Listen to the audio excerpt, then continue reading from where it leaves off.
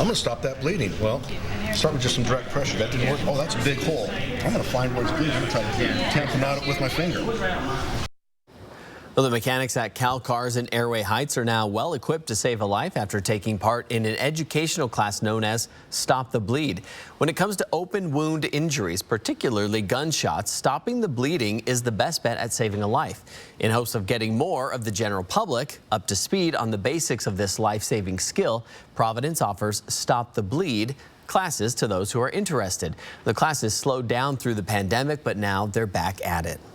Someone can actually die within 3 minutes if we don't apply these basics. They're teaching bleeding control basics. This is done through applying a tourniquet or stuffing the wound. Start stuffing it in.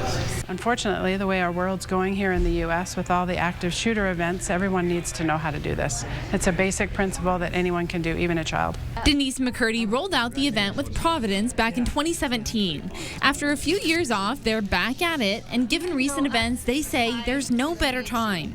We've been teaching a lot of school faculty this program. This isn't just for active shooter events. I came up on a motorcycle accident just moments after I got out, grabbed my jump kit, my kit, and had a tourniquet in it.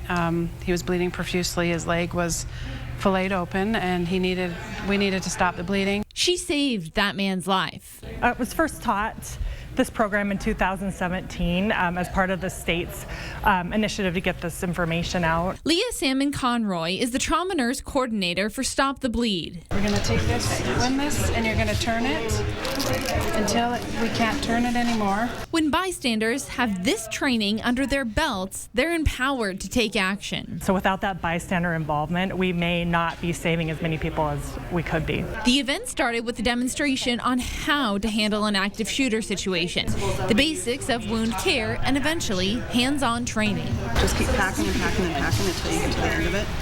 Pack and pack and pack. Put your hands on there. Just hold as much pressure as you can. It's a life skill that everyone needs to know.